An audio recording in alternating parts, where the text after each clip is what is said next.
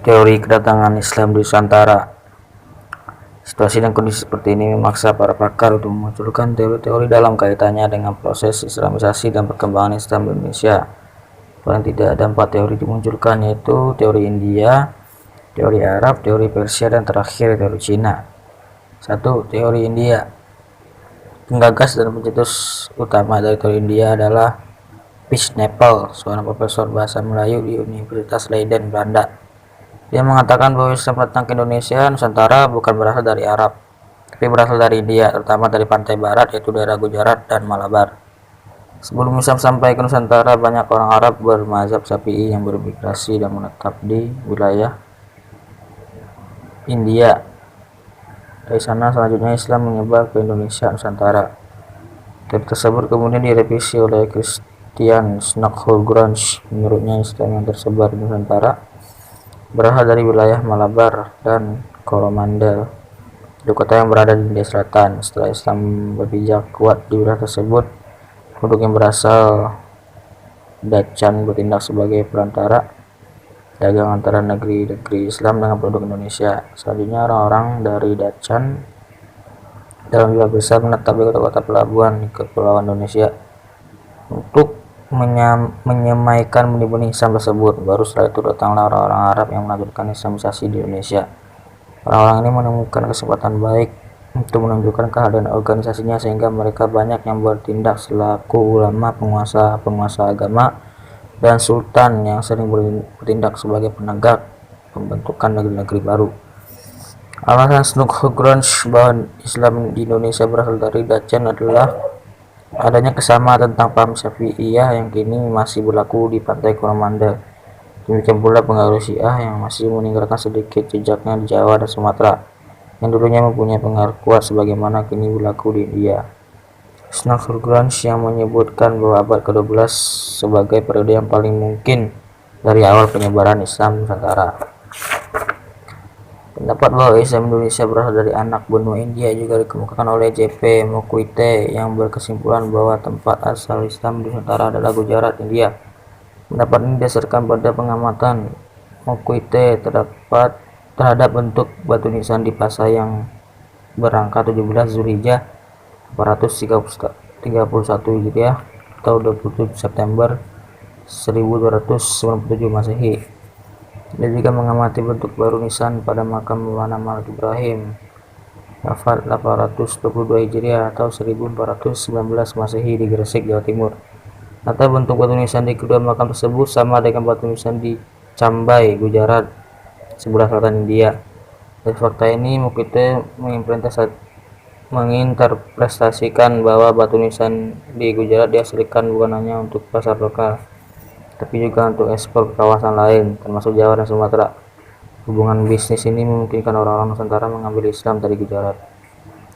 Kesimpulan Mokuite tersebut dibantah oleh Eski Fatimi yang sama-sama mengikuti teori batu nisan. Menurut Fatimi, batu nisan milik Malik Al-Saleh di Pasai berbeda jauh dengan batu nisan yang terdapat di Gujarat dan batu-batu nisan lainnya di Nusantara. Fatimi berpendapat bahwa bentuk dan gaya batu nisan itu justru mirip dengan batu nisan yang terdapat di Bengal, ini namanya Bangladesh. Ini didukung oleh batu nisan yang terdapat di makam Siti Fatimah binti Maimun berangka tahun 475 Hijriah atau 1082 Masehi yang ditemukan di Leran, Jawa Timur. Karenanya Fatimi menyimpulkan bahwa semua batu nisan itu pasti diimpor dari Bengal. Inilah yang menjadi alasan Fatimi bahwa asal-usul Islam di Kepulauan Melayu Indonesia berasal dari Bengal. Tampaknya teori Gujarat dari Mokuite terlalu kuat untuk digoyang oleh teori Bengal dan Fatimi. Beberapa sejarah lain seperti R.A. Kern, R.O. Winstead, G.H. Bosquet, B.H.M. Flecke, J. Gonda, B.J.O. Sherieke, dan D.G. Hall mendukung pendapat Mokuite. William Winstead misalnya mengemukakan tentang bentuk dan gaya batu nisan di Bruas, sebuah kerajaan kuno Melayu di Perak, Semenanjung Malaya, yang sama dengan bentuk dan gaya batu nisan di Gujarat.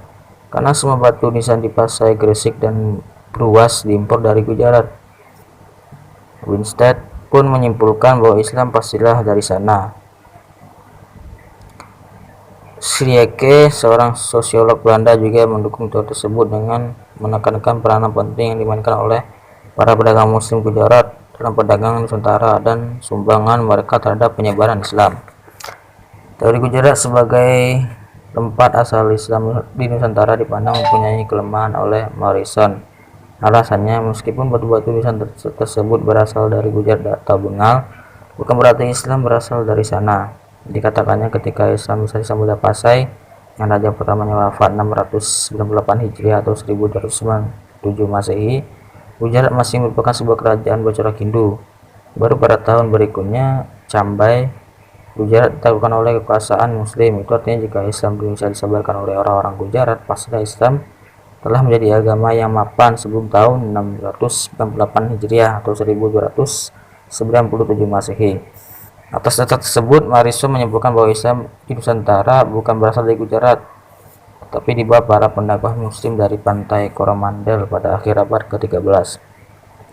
Pandangan Morrison tersebut mendukung pendapat yang dipegang oleh Thomas W. Arnold yang mengatakan bahwa Islam dibawa ke Nusantara antara lain berasal dari Coromandel dan Malabar. Teori ini didasarkan pada argumen adanya persamaan mazhab fikih di kedua wilayah tersebut. Mazhab Syafi'i yang mayoritas diikuti oleh mayoritas Muslim Nusantara merupakan mazhab yang dominan di wilayah Coromandel dan Malabar. Menurut Arnold, para pedagang Muslim dari Coromandel dan Malabar mempunyai peranan penting dalam perdagangan antara India dan Nusantara. Kehadiran sejumlah besar pedagang ini di pelabuhan Indonesia tidak hanya berdagang, tapi juga menyebarkan agama Islam kepada penduduk setempat. Nah, ini adalah review teori-teori masuknya Islam di Nusantara sebelum namanya Indonesia, berarti udah berabad-abad yang lalu. Kita bahas lagi teori India kan. Kita lanjut teori Arab, terus teori Persia, keempat teori Cina. Sekian, terima kasih.